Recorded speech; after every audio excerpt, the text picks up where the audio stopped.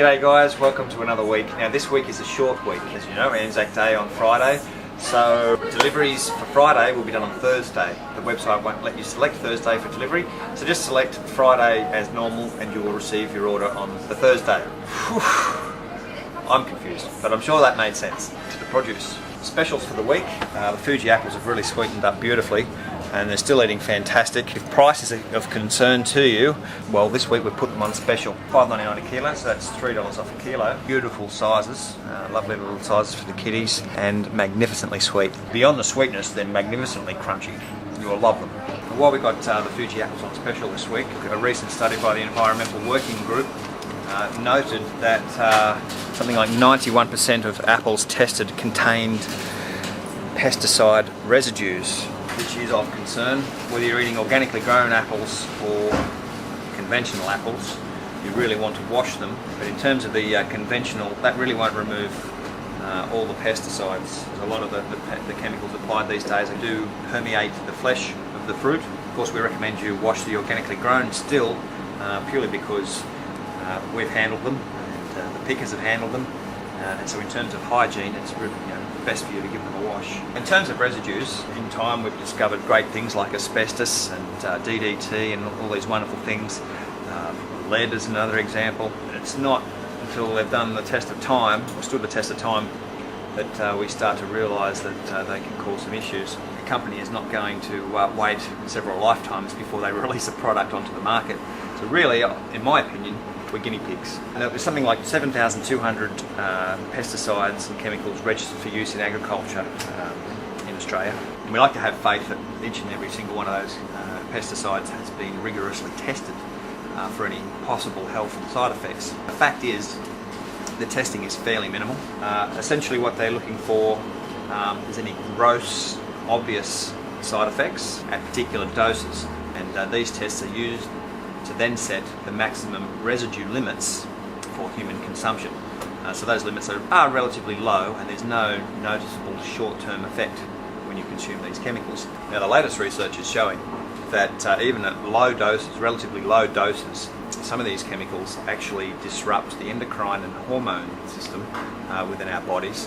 Particularly when you're talking about developing fetuses or small children, these can have quite a significant effect on developing organs. So really, what I'm trying to say is the best option, of course, is to eat organic and to really reduce exposure to pesticides. If you'd like some more information on this, on the right-hand side of your screen, you'll notice a little title there, Myth of Safe Pesticides. Click on that, that's a PDF file, download, and I think it reveals some interesting truths. Of course, the best way to do it is to go organic. Other apples of note are the Pink Ladies. They're a medium to large size. Galas, again, great size for the kids.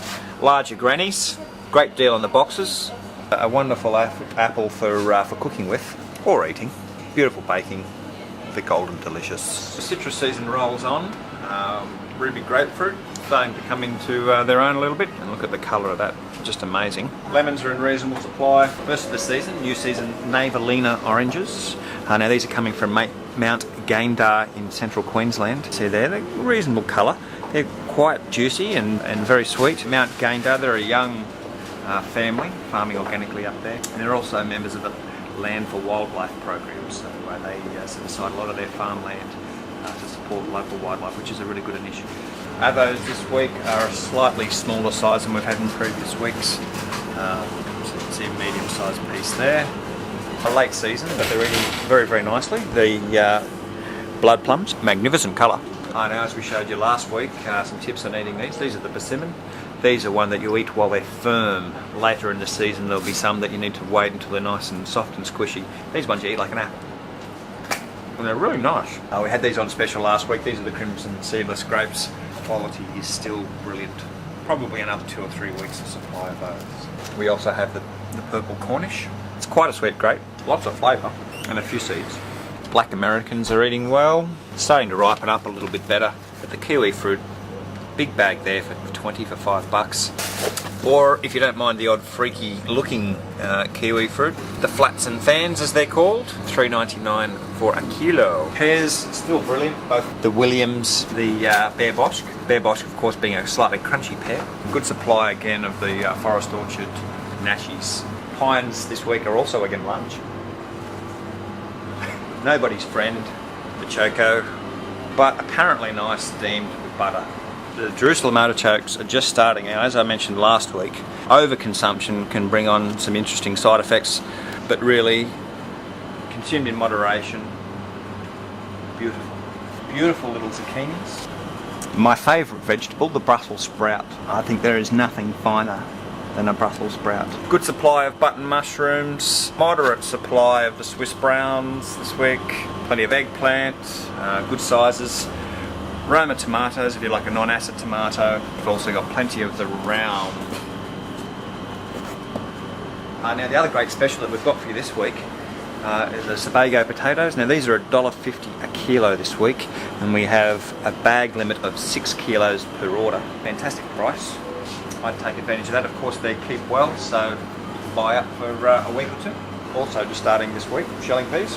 Great for the kids, lots of fun. Very meditative to sit there and shell a bowl of these. The last couple of weeks we've started to see some of the winter chill at night, so it's starting to get that great time of year to make lots of soups. So you've got your turnips and your Swedes, beautiful for your soups. How good were those beans in the last 2 weeks? Well, we've got them again for you this week. Magnificent. Beautiful large cos, nice and fresh. Beautiful carrots again, look, they've been an absolute delight.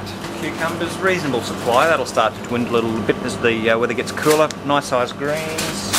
And we've also got medium-sized Lebanese. Abundant supply of the ladybird baby spinach. Now, yes, as we've said before, more plastic than plastic, but it is actually derived from corn, this bag, so it'll break down. Broccoli heads are a good size, not too big, nice tight florets. Pumpkin, we've got Jap here. You can see the colour there is just magnificent, so lovely and sweet. Good supply of your grey and butternut. In terms of the pesticide residues and the effects on human health, I don't think it's enough just to say that we can't really prove, or we don't really know if there's any long-term effects. I think the onus is on government bodies and the producers of these chemicals to prove the long-term safety of these products, rather than sort of rushing them onto the market and earn themselves some sweet dollars. I think that's very important. Now, of course, don't forget the short week. We'll be delivering Tuesday, Wednesday and Thursday, not Friday the 25th. Thank you very much for watching. Look, I hope you have a wonderful long weekend, and we'll see you next week. Bye.